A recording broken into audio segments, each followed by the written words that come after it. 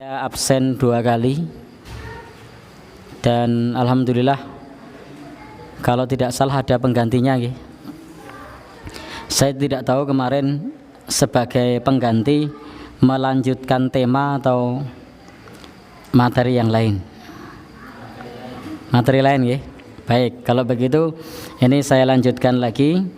Di kesempatan yang lalu sudah sempat kita baca satu hadis Nabi Shallallahu Alaihi Wasallam yang terkait dengan hak suami. Saat ini kita masih melanjutkan bab tersebut, namun khususnya hadis yang terkait dengan fitnah perempuan. Jadi terkait dengan fitnah perempuan. Kalau sebelumnya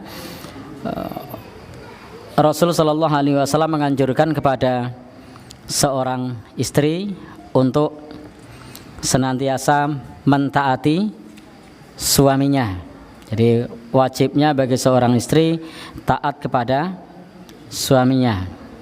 Demikian pula tidak boleh bagi seorang suami memboikot istrinya kecuali di dalam rumah. Dan tidak boleh bagi seorang suami pisah ranjang kepada istrinya melainkan hanya dalam satu rumah. Jadi kalau mau pisah ranjang, maka pisah ranjangnya masih satu rumah. Termasuk kalau menjatuhkan talak, maka selama dalam masa iddah perempuan tidak boleh meninggalkan rumah. Jadi betapa Islam mengatur di dalam masalah rumah tangga supaya rumah tangga ini tetap langgeng. Maka kalau mau boikot di dalam rumah. Kalau ternyata ada satu persoalan mau pisah ranjang, maka pisah ranjangnya masih satu rumah. Sehingga dalam Islam purek itu tidak boleh. Tahu purek ya? Purek itu bahasa khusus yang hanya bisa dipahami oleh orang-orang khusus. Karena ini bahasa lokal di tempat kita. Purek itu seorang istri pulang meninggalkan suaminya. Nah, Bapak Ibu yang berbahagia yang dirahmati Allah Subhanahu wa taala, betapa besarnya haknya seorang suami sampai-sampai kalau seorang istri menolak permintaan suami kemudian suaminya tidak ridho, maka akan dilaknat oleh para malaikat. Jadi kalau suaminya tidak ridho akan dilaknat oleh para malaikat. Demikian pula di dalam hal yang lain. Kemarin sudah sempat kita baca hadis Rasulullah anjuran untuk minta izin bagi seorang istri kalau mau memasukkan orang ke dalam rumahnya, izin kepada suaminya. Demikian pula seorang istri kalau mau berpuasa hendaknya izin kepada suaminya. Ada 2 jenis izin. Izin yang pertama adalah izin urfi. Izin urfi ini adalah yang biasanya boleh, maka tidak perlu ditanyakan lagi. Adapun izin lafzi itu izin yang butuh lafaz langsung dari suaminya karena belum terbiasa. Seperti bagi seorang istri mau keluar rumah untuk suatu keperluan, maka izin kepada suaminya kalau mau keluar rumah dengan suatu keperluan yang tidak biasa. Tapi kalau kemudian keluar rumahnya itu mengejar anaknya yang main-main di luar misalnya karena masih anak kecil, maka tidak butuh izin suami. Telepon dulu, saya mau ngejar anak saya nih keluar rumah, tidak perlu.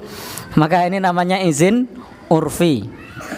Atau yang sudah biasanya bagi seorang istri punya tugas setiap pagi misalnya ngantar anaknya sekolah, maka ini tidak perlu izin lagi sama suami tiap pagi, Pak saya mau ngantar.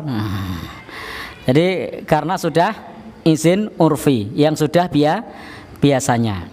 Tetapi kalau di luar kebiasaan seperti menengok orang sakit, ini perlu izin, butuh lafadznya ya atau tidak, atau yang lainnya lagi. Baik, Bapak Ibu yang berbahagia yang dirahmati Allah Subhanahu wa taala, betapa besarnya hak seorang suami sampai Nabi pernah bersabda, lau kuntu amiron ahadan ayas judali ahadin la amartul mar'ata antas judali zaujiha. Jika aku punya hak untuk memerintahkan kepada seseorang untuk bersujud kepada manusia, niscaya akan aku perintahkan seorang perempuan bersujud kepada suaminya. Tetapi kan beliau tidak punya hak untuk memerintahkan bersujud kepada suaminya. Jadi ini andai menunjukkan betapa besarnya hak seorang suami, menunjukkan betapa besarnya hak seorang suami. Maka penting bagi seorang istri untuk mencari ridho suaminya. Saya jadi ingat sebuah hadis Nabi Shallallahu Alaihi Wasallam dari Ummu Salamah, semoga Allah Subhanahu Wa Taala meridhoinya. Beliau pernah berkata bahwasanya Rasulullah Shallallahu Alaihi Wasallam bersabda, ayyumam ra'atin matat, perempuan mana saja yang meninggal dunia, wa zaujuha anha radin, sementara suaminya ini ridho kepada istrinya, dakhalatil jannah, maka istrinya masuk surga. Jadi ternyata bagi seorang perempuan untuk masuk surga itu cukup mencari ridho suaminya, maka Allah Subhanahu Wa Taala akan ridho dan dia masuk surga. Tentu maksudnya ridho suami ini adalah suami yang paham dan ngerti agama. Karena bisa jadi ada suami yang tidak paham, tidak ngerti agama, maka dalam konteks yang seperti itu tidak wajib taat. Misalnya suami mengatakan kepada istrinya, saya suka kalau kamu keluar rumah tidak pakai jilbab. Maka ini tidak wajib taat. Tidak boleh mencari ridho suaminya yang tidak paham tentang ilmu agama. Atau masalah suaminya menyarankan kepada istrinya, saya suka kalau foto kamu dipajang di sosial media misalnya. Maka ini tidak wajib taat bagi istri ini. Kenapa? Karena melanggar perintah Allah Subhanahu Wa Ta'ala. Apa itu? Yakni anjuran bagi seorang suami untuk cemburu. Jadi cemburu itu sesuatu yang baik. Karena dalam Islam seorang suami yang tidak cemburu atas istrinya yang dipandang oleh orang lain, yang membuka auratnya di depan orang lain, maka itu istilahnya namanya dayus. Dayus itu seorang suami yang tidak punya rasa cemburu. Itu termasuk dosa besar. Ini termasuk dosa besar. Maka Bapak Ibu yang berbahagia yang dirahmati oleh Allah Subhanahu Wa Taala, penting di sini bahwa bagi seorang perempuan untuk mencari ridho suaminya. Sampai Nabi mengatakan perempuan mana saja yang meninggal dunia sementara suaminya ridho, insyaallah dakhalatil jannah, dia masuk surga. Hadis ini diriwayatkan oleh Imam At-Tirmidzi. Bapak dan saudara yang berbahagia yang dirahmati oleh Allah Subhanahu Wa Taala, kullukum ra'in wa kullukum mas'ulun an ra'iyatihi. Jadi kewajiban bagi dalam rumah tangga itu ada pemimpinnya. Maka laki-laki punya tanggung jawab, perempuan juga punya tanggung jawab. Di sini disebut ra'in. Ra'in itu penggembala. Artinya setiap kita ini laksana penggembala. Kenapa tidak disebut kullukum imam, setiap kalian imam, atau tidak disebut kullukum ra'is, setiap kalian ra'is, tapi disebut kullukum ra'in. Karena dalam lafadz ra'in itu mencakup kepemimpinan semuanya. Maka dalam ra'in itu mencakup kepemimpinan semuanya, yang biasa dimaknai sebagai seorang penggembala. Maka para nabi Allah Subhanahu Wa Taala itu semuanya ra'yal ghanam, semuanya dahulu adalah seorang penggembala. Karena dalam menggembala itu ada pengalaman untuk memimpin, ada pengalaman tanggung jawab, ada pengalaman untuk refleksi dirinya dengan alam, ada pengalaman untuk Bapak dan saudara yang berbahagia yang dirahmati oleh Allah Subhanahu Wa Taala mencarikan sumber makanan dan seterusnya. Maka disebut kullukum ra'in. Setiap kalian adalah pemimpin. Maknanya setiap kalian adalah penggembala, pemimpin. Ini karena memang dalam menggembala itu ada banyak hal, ada banyak ide, ada banyak inisiatif yang perlu dikerjakan. Dan setiap kita akan dimintai pertanggungjawaban atas apa yang digembala, atas apa yang dipimpin. Wal amiru ra'in war rajulu ra'in ala ahli baitihi. Maka seorang amir dia juga seorang pemimpin yang akan dimintai pertanggungjawabannya. Demikian pula laki-laki dia akan dimintai pertanggungjawabannya atas keluarganya yang ada di rumah. Nah, baru kemudian konteks hadis ini berbicara wal mar'atu, demikian pula istri atau perempuan ra'iyatun ala baiti zaujiha. Seorang perempuan atau perempuan itu sebagai pemimpin di rumah suaminya, wa waladihi, dan juga anak-anaknya. Maka perempuan itu punya tanggung jawab untuk memelihara, untuk keberlangsungan dalam berumah tangga. Demikian pula terkait dengan anak-anaknya, itu yang mengurusi adalah ibunya atau tanggung jawab perempuan. Maka di sini disebutkan wal mar'atu ra'iyatun, perempuan itu juga pemimpin. Di mana? Di rumah tangganya. Di rumah tangga suaminya yang dia bertanggung jawab kepada suaminya. Wawalatihi, dan juga memimpin anak dari suaminya. Bapak dan Ibu yang berbahagia yang dirahmati oleh Allah Subhanahu wa taala, di sini khitabnya atau sasaran dari kullukum ra'in, setiap kalian adalah pemimpin, untuk semua umat Nabi sallallahu alaihi wasallam. Anna kulla insanin, bahwasanya semua manusia itu adalah akan bertanggung jawab atas apa yang dipimpinnya. Baik dia rusak atau yang lainnya, maka dia akan bertanggung jawab.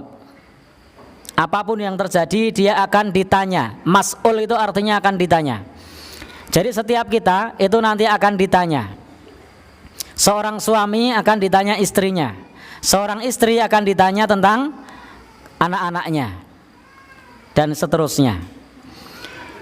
Bapak dan Ibu yang berbahagia yang dirahmati Allah, wal muhim, penting dalam poin ini adalah bahwasanya Bapak Ibu yang berbahagia yang dirahmati Allah Subhanahu wa taala, setiap kita memahami akan tanggung jawabnya masing-masing dalam berumah tangga. Seperti para rois, pemimpin negara, maka dia memahami tentang tugasnya sebagai kepala negara. Seperti juga dulu ada sahabat Umar bin Khattab, sahabat Utsman bin Affan, sahabat Ali bin Abi Thalib sebagai khulafaur rasyidin di zaman beliau.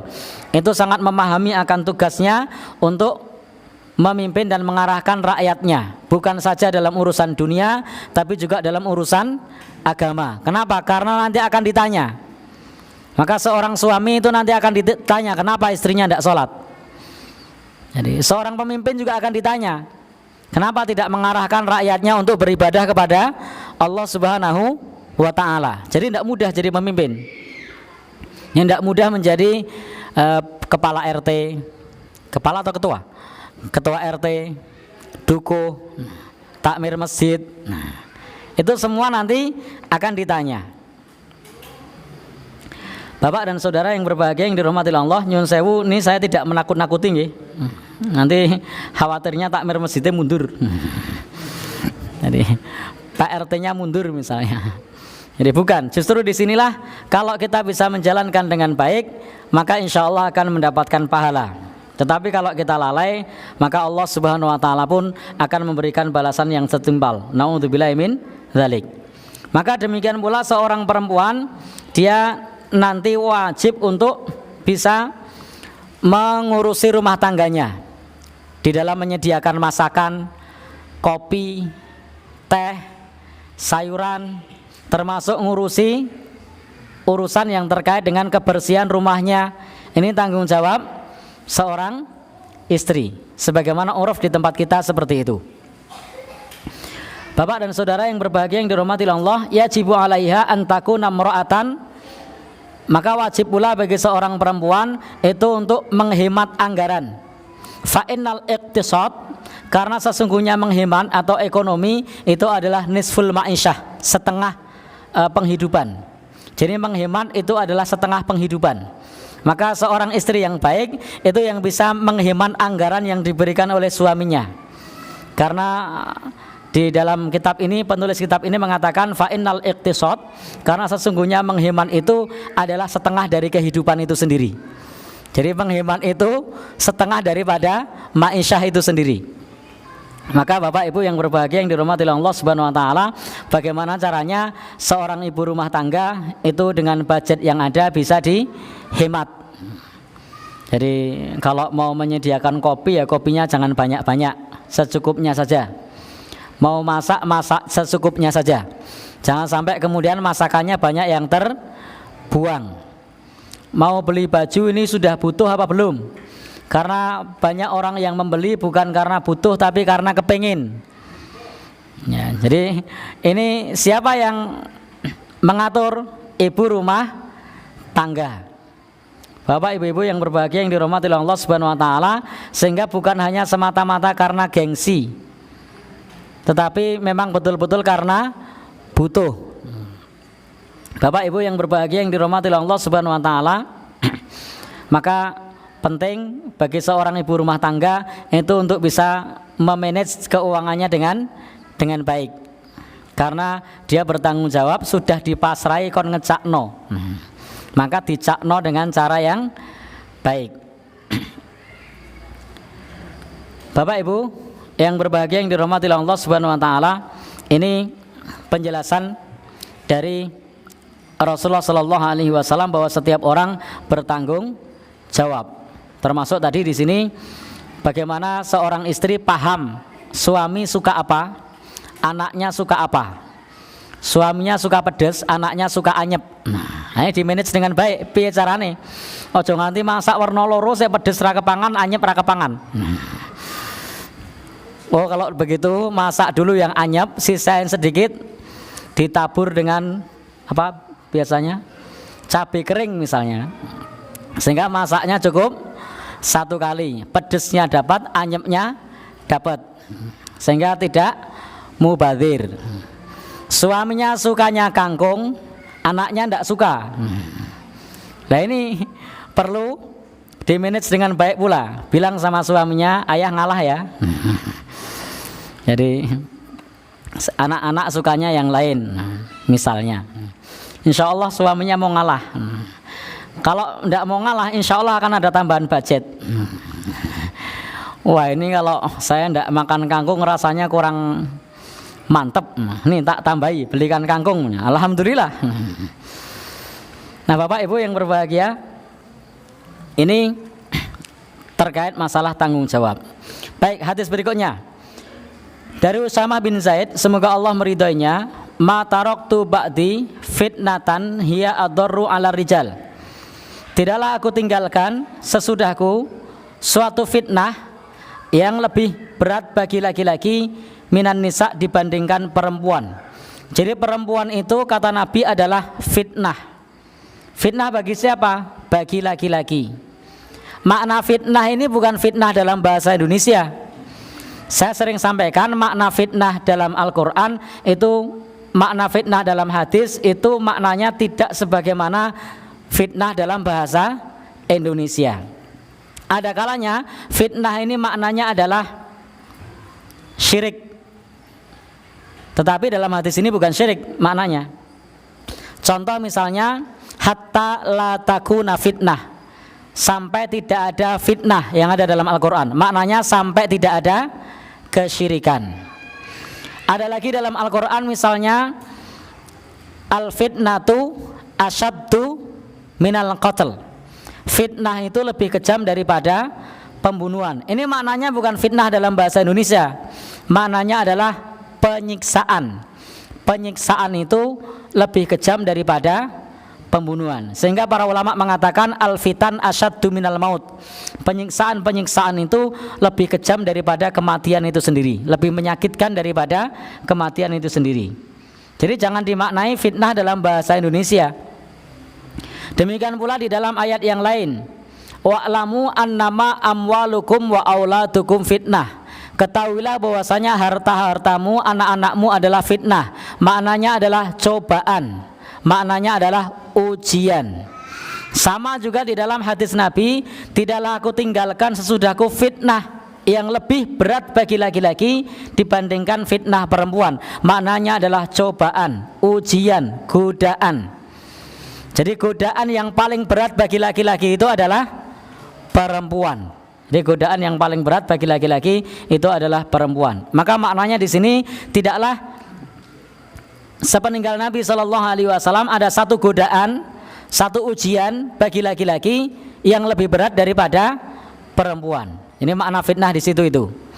Sebagaimana ketika ada seorang ustadz menyampaikan satu taklim, bagaimana hukumnya seorang perempuan keluar rumah untuk menunaikan sholat jamaah atau satu pertemuan. Maka biasanya ustadznya mengatakan boleh selama tidak mengundang fitnah. Maknanya fitnah di situ apa? Ya, selama tidak mengundang godaan. Jadi kalau kemudian di situ dengan berjamaah di masjid, semua jamaah laki-lakinya noleh semua ke sana, semua jamaahnya kemudian merasa terganggu karena kecantikannya misalnya, atau karena suaranya, atau karena dandanannya, maka ini namanya mengundang fitnah. Jadi bukan fitnah dalam bahasa Indonesia. Maka ketika Nabi bersabda di sini, tidaklah ada sepeninggalku fitnah yang lebih besar, maknanya adalah godaan yang lebih besar bagi kaum laki-laki daripada godaan perempuan. Maka saya sering menyampaikan bahwa tipu daya, godaan yang paling besar itu bukan dari setan bagi laki-laki, tapi dari perempuan. Dalam Al-Quran Allah Subhanahu Wa Taala ketika berbicara tipu daya setan itu mengatakan inna kaidas syaiton kana dha'ifa. Sesungguhnya tipu daya setan itu lemah. Itu kata Al-Quran. Jadi Al-Quran mengatakan inna kaidas syaiton kana dha'ifa. Sesungguhnya tipu daya setan itu lemah. Tapi coba ketika berbicara tipu daya perempuan, apa kata Al-Quran? Inna kaidakunna azim. Sesungguhnya tipu daya kalian para perempuan itu dahsyat. Jadi tipu daya perempuan itu lebih dahsyat daripada tipu daya setan bagi kaum laki-laki. Maka Bapak Ibu yang berbahagia yang dirahmati oleh Allah Subhanahu Wa Taala, banyak laki-laki hebat itu harus terjatuh dan tersungkur di hadapan perempuan. Banyak pemimpin-pemimpin hebat harus kesandung masalah perempuan. Kenapa? Karena beratnya godaan perempuan. Banyak rumah tangga yang sudah sakinah mawaddah warahmah wis ora ono masalah, karena chattingan dengan perempuan HP ini dibanting. Sama siapa? Sama istrinya misalnya. Rusak rumah tangga. Kenapa? Karena fitnah perempuan. Maka Bapak Ibu yang berbahagia yang dirahmati Allah, ini bagi setiap laki-laki butuh pengendalian diri atas syahwatnya. Karena untuk menghadapi fitnah perempuan ini yang dibutuhkan bukan ilmu, tapi yang dibutuhkan adalah iman. Yang dibutuhkan adalah iman. Iman berdasarkan ilmu. Berarti ilmu butuh. Maksud saya yang dibutuhkan bukan ilmu itu, maksud saya tidak selalu sebanding dengan gelar sarjana, doktor, profesor. Jadi tidak menjamin meskipun sudah sarjana, sudah doktor, sudah profesor lalu tidak tergoda oleh perempuan. Tidak menjamin. Maka perlu mempertebal keimanan. Tolabul ilmi dengan baik tentang ilmu agama, pertebal keimanan untuk bisa mengendalikan syahwatnya. Bapak Ibu yang berbahagia yang dirahmati Allah Subhanahu Wa Taala, karena beratnya tipu daya atau godaan perempuan. Nabi Shallallahu Alaihi Wasallam telah mengabarkan ini. Wadzalika anan nas, demikian pula manusia dikabarkan oleh Allah dalam Al-Quran, zuyyina lin-nasi hubbus syahwat. Manusia itu akan dihiasi dengan syahwat. Jadi manusia ini akan dihiasi dengan syahwat. Syahwat yang paling besar disebutkan pertama minan nisa. Jadi syahwat yang paling berat bagi kaum laki-laki itu adalah perempuan. Maka penting bagi laki-laki itu untuk bisa menundukkan pandangan. Saya jadi ingat apa yang disampaikan oleh Imam Ibnu Qayyim Al-Jauziyah. Ada 4 pintu setan yang dia merupakan sahmun min sihami iblis, anak panah dari anak-anak panah iblis. Pintu yang pertama adalah mata. Maka bagi laki-laki yang paling utama itu adalah mengendalikan mata. Ya ini yang paling susah. Nong dalan mungkin dia bisa mengendalikan mata. Anang TV, di televisi susah. Mungkin di TV dia tidak nonton, bisa mengendalikan mata. Handphone bisa enggak kira-kira? Enggak bisa. Kok ibu-ibu jawabnya enggak bisa ini? Ya, jadi Bapak Ibu yang berbahagia yang dirahmati Allah, berat. Maka kalau zaman ini, hari ini ada laki-laki kok bisa ghadul basar, bisa menundukkan pandangan, dia wali Allah. Betapa susahnya untuk bisa menundukkan pandangan. Jadi hampir rata-rata laki-laki itu tidak mampu untuk menundukkan pandangannya di zaman kita ini. Maka Bapak Ibu, kita minta kepada ibu-ibu, kepada mbak-mbak, bantulah para laki-laki untuk menundukkan pandangan dengan menutup aurat. Ya, tidak usah berpolemik lagi jilbab wajib apa tidak, ayatnya sudah final. Bahwasanya wajib bagi kaum perempuan untuk menutup aurat, untuk mengulurkan jilbabnya. Untuk apa? Membantu laki-laki bisa menundukkan pandangan. Karena yang paling berat bagi laki-laki itu fitnah atau godaan perempuan. Jadi perempuannya tidak menggoda pun laki-lakinya bisa tergoda. Jadi Bapak Ibu yang berbahagia, perempuannya tidak menggoda pun laki-lakinya bisa tergoda.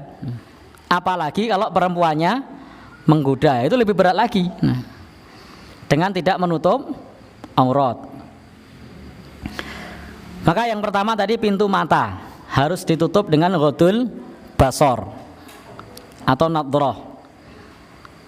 Kata sahabat Ali, kata Rasulullah kepada sahabat Ali, beliau pernah bersabda, "Ya Ali, lakan nadhratul ula." Wahai Ali, bagimu pandangan yang pertama.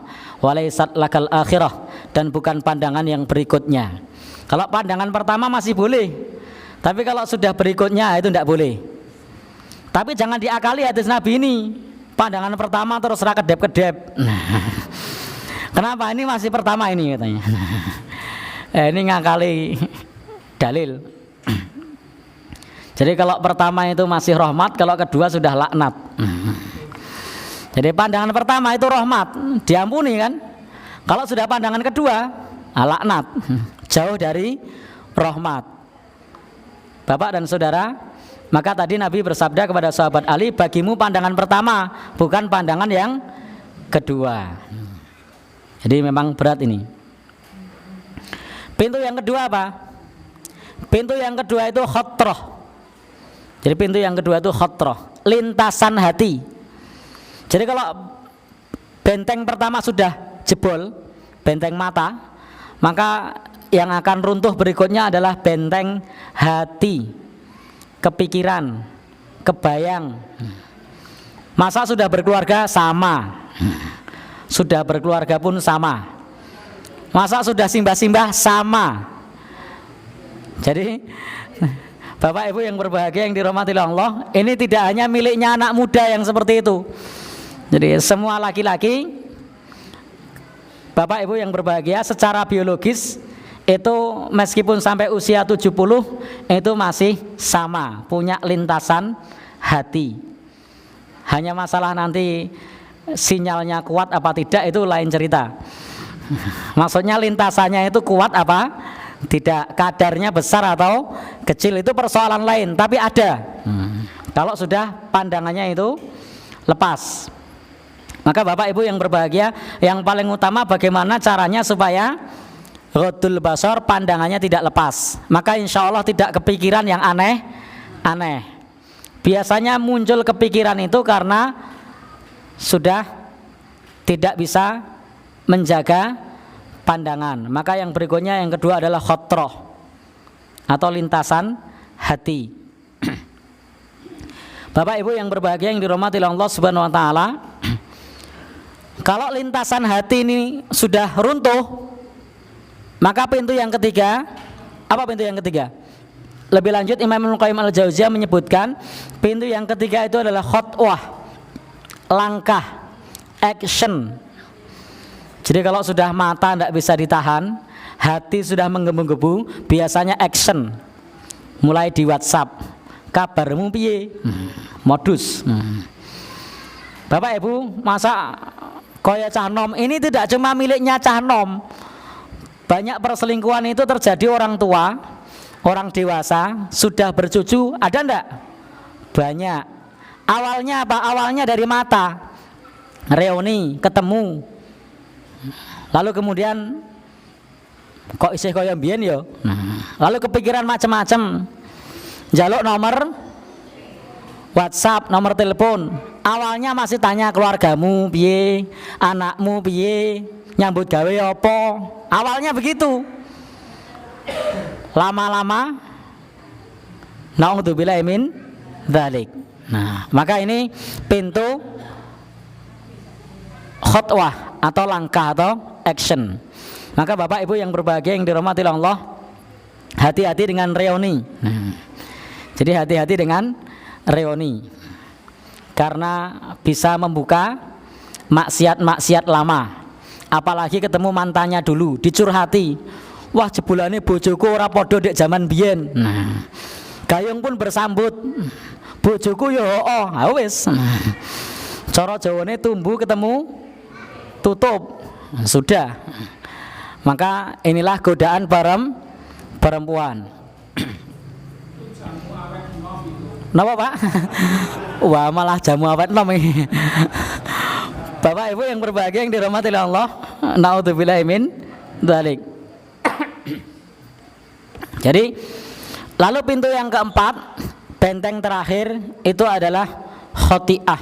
Naudzubillahi min dzalik, berbuat dosa. Jadi kalau sudah mata tidak bisa ditahan, maka akan mengganggu hati. Kalau hati sudah runtuh, maka akan membuat langkah, action, modus, golek-golek alasan, takon-takon, ono-ono wae. Bapak Ibu yang berbahagia yang dirahmati Allah, baru yang keempat terjatuh dalam dosa. Naudzubillahi min dzalik. Lo awal tadi apa ya tidak dosa? Ya sudah dosa. Mulai pandangan tadi sudah dosa. Hanya masalahnya yang awal tadi termasuk as-shaghair, dosa-dosa kecil. Kemudian yang akhir itu sudah termasuk al-kabair, dosa-dosa besar. Naudzubillahi min dzalik. Maka itu beratnya fitnah perempuan. Bapak Ibu-ibu yang berbahagia yang dirahmati Allah Subhanahu wa taala. Maka yang paling penting bagaimana di dalam masalah pergaulan, meskipun kita sudah dewasa, sudah berkeluarga, sudah beranak cucu, maka tetap kalau ada acara reuni, ajaklah istrinya. Insya Allah orang lain mau macam-macam ono bojone. Kalau mau ketemuan dengan teman-teman lama, ajak suaminya. Insya Allah akan lebih aman. Kalau tidak ada maslahatnya, mending tidak usah datang. Ajakan reuni apa? Untuk menyaksikan konser apa misalnya? Saya tidak begitu paham tentang masalah itu. Maka tidak ada manfaatnya, tidak usah datang. Nanti malah timbul masalah-masalah yang lain. Karena memang bagi laki-laki itu fitnah yang paling berat adalah fitnah perempuan. Bapak Ibu yang berbahagia yang dirahmati Allah Subhanahu wa taala, ikhbarun Nabi sallallahu alaihi wasallam, Nabi mengabarkan yang demikian ini yuridu bil hadr, maksudnya adalah memperingatkan laki-laki terhadap fitnah perempuan. Karena manusia kalau diingatkan maka dia akan ada rasa takut. Jadi kita ini butuh diingatkan, maka akan ada rasa takut. Keimanan kita ini akan naik kalau baru mendengarkan pengajian, ini tidak boleh, ini dosa dan seterusnya. Dan keimanannya anjlok lagi kalau sudah sampai di tempat maksiat. Naudzubillahi min dzalik. Maka Nabi mengingatkan untuk apa? Menaikkan kadar keimanan umatnya supaya tidak tergoda oleh perempuan. Di bab ini, kenapa pentingnya memahami mengenai masalah bab ini? Karena setiap kita diperintahkan oleh hadis Nabi Shallallahu Alaihi Wasallam, setiap laki-laki diperintahkan untuk menundukkan pandangan, tidak lain dan bukan agar terjauh dari fitnah. Lalu kemudian wajib alal mar'ah, wajib pula bagi perempuan untuk berhijab. Ini tidak lain dan bukan juga untuk menghindari fitnah. Demikian pula Bapak Ibu yang berbahagia, di dalam menyusun shaf, laki-laki dan perempuan disusun depan dan belakang. Kenapa shaf terbaik laki-laki yang depan? Kenapa shaf terbaik perempuan yang paling belakang? Karena yang paling jauh dengan laki-laki. Karena yang paling jauh dengan laki-laki. Jadi ada hubungannya dengan fitnah tersebut. Maka Nabi bersabda, khairu sufufir rijal awwaluha, sebaik-baik shaf laki-laki yang awal, wa syarruha akhiruha, dan seburuk-buruknya yang akhir. Kenapa yang akhir buruk? Karena dekat dengan perempuan. Demikian pula wa khairu sufufin nisa, sebaik-baik shaf perempuan, akhiruha, yang paling akhir, wa syarruha, dan yang paling kebalik tadi, sebaik-baik shaf perempuan yang paling akhir, dan seburuk-buruk shaf perempuan yang paling awal. Itu tidak lain dan bukan ada hubungannya dengan fitnah perempuan. Bapak Ibu yang berbahagia yang dirahmati oleh Allah Subhanahu wa taala, demikian pula ketika Nabi memerintahkan perempuan untuk mendatangi sholat Id. Nabi memerintahkan para perempuan untuk mendatangi sholat Id, walakinnahun, tetapi mereka dilarang oleh Nabi untuk ikhtilat, untuk campur laki-laki dan perempuan. Jadi Nabi itu perintahkan perempuan semuanya pada saat sholat Id untuk datang ke tanah lapang, tapi posisinya dipisah antara laki-laki dan perempuan. Itu juga tidak lain dan bukan untuk membentengi supaya tidak adanya fitnah terhadap perempuan. Nah, Bapak-bapak, Ibu-ibu yang berbahagia yang dirahmati oleh Allah Subhanahu wa taala, maka wajib bagi kita untuk menjaga diri dari fitnah perempuan semampu kita. Jadi untuk menjaga semampu kita, jangan sampai kita itu taklid kepada orang-orang kafir yang mereka membuka aurat, yang mereka campur laki-laki dan perempuan. Maka termasuk di antara seruan Islam itu adalah untuk tidak berdekat-dekat dengan perempuan yang bukan mahramnya, untuk tidak dekat-dekat dengan perempuan yang bukan mahramnya. Maka termasuk di antara seruan orang-orang kafir, seruan dari syaitan itu adalah campur antara laki-laki dan perempuan. Fa inna dzalika min wahyi syaitan, itu semua termasuk wahyu dari setan. Jadi setan mewahyukan, maksudnya mewahyukan itu bukan wahyu sama dengan Allah menurunkan, itu bukan. Tapi di sini adalah bahasa kiasan, bahwasanya setan itu membisikkan di dalam dada manusia untuk mendekati kaum perempuan. Fala syakka, maka tidak ada keraguan lagi bahwa umat-umat terdahulu itu pun demikian diperingatkan dari fitnah perempuan. Termasuk Bani Israel itu hancur, itu runtuh juga karena perempuan. Jadi Bapak Ibu yang berbahagia yang dirahmati Allah Subhanahu wa taala, ini adalah peringatan dari Nabi Shallallahu Alaihi Wasallam. Dan godaan yang lain memang banyak, tetapi yang diletakkan pertama itu adalah perempuan. Nanti ada walbanin, anak-anak dan lain-lain. Baik, sampai di sini ada pertanyaan? Oke, monggo.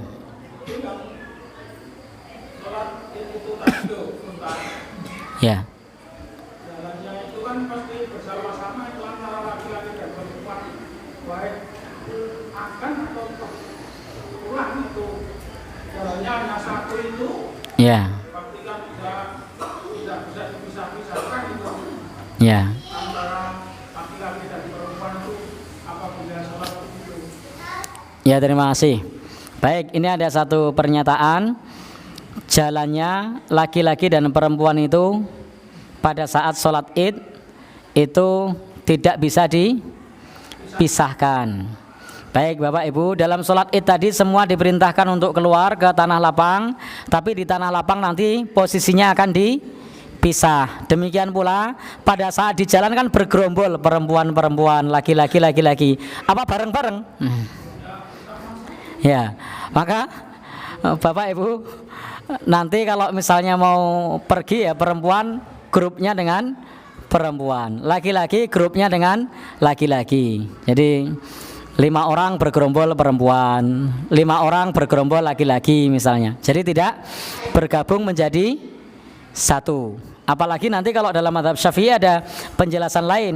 Kalau bersentuhan, nah, wudunya batal misalnya. Meskipun saya secara pribadi tidak sepakat dengan pendapat ini, tapi ini juga menjadi satu catatan bagi kita bahwasanya laki-laki dan perempuan itu perlu di jalan untuk dipisah antara laki-laki dan perempuan. Maksudnya tidak bareng laki-laki perempuan yang bukan mahramnya ngobrol bareng, apalagi gandengan, apalagi berangkatnya ke tanah lapang misalnya boncengan yang bukan mahramnya. Nah, ini tidak sesuai dengan tuntunan Islam.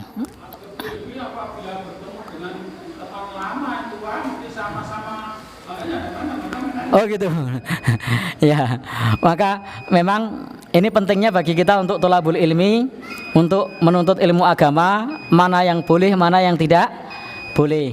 Sehingga ketika Idul Fitri jangan sampai menjadi ajang bagi kita untuk menambah dosa. Ketemu teman lama, ngobrolnya suwe banget. Jadi tidak hanya ngobrolnya lama, makmuk. Jadi makmuk. Termasuk saya dulu juga begitu, karena kebetulan qadarullah saya dulu ketika baru selesai dari sekolah dari pesantren itu saya termasuk yang wajahnya orang ketok kaya wong tua begitu. Saya sudah ngajar ngaji. Kalau ketemu teman-teman lama, teman-teman sekolah dulu atau teman-teman yang seusia saya, teman sepermainan kecil dulu, itu kadang-kadang ya plak-plak. Padahal saya sudah ngajar ngaji.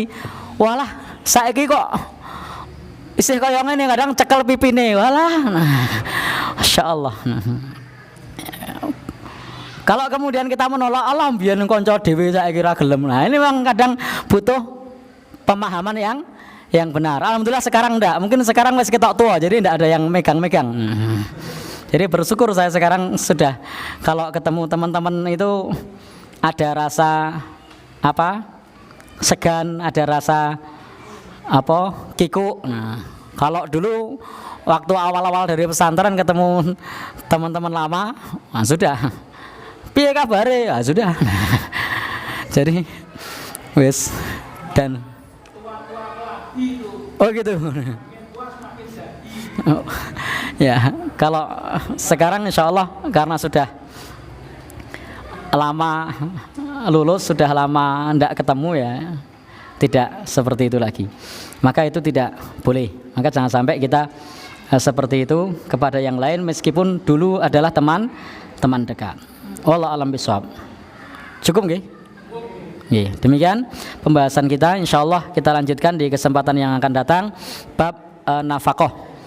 Meskipun di bab ini nampaknya adalah persoalan yang remeh, persoalan yang sepele, tapi berapa banyak rumah tangga yang rusak hanya karena permasalahan yang sepele. Kadang-kadang cuma teman kantor, kadang-kadang beralasan cuma tetangga, tapi justru banyak perselingkuhan itu dari yang cuma-cuma tadi. Dengan teman kantor, dengan tetangga dekat, dengan teman sekolah. Jarang orang selingkuh dengan orang yang jauh. Yang satu di Jogja, yang satu di Amerika atau di Eropa itu jarang. Tapi justru malah yang dekat. Kenapa? Karena dalam pepatah Arab qurubul wisat wa tulus siwat. Dekatnya fisik dan panjangnya interaksi itu menimbulkan rasa. Kalau dalam ilmu Jawa witing tresno jalaran soko kulino. Ini perlu diantisipasi. Kalau mau cinta maka cinta kepada yang benar. Artinya kepada istrinya sendiri, kepada yang diizinkan oleh syariat. Kalau yang tidak diperbolehkan maka hendaknya dihindari. Wallahu a'lam bishawab. Billahi taufiq wal hidayah. Wassalamualaikum warahmatullahi wabarakatuh. Subhanakallahumma bihamdika asyhadu an la ilaha illa anta astaghfiruka wa atubu ilaik.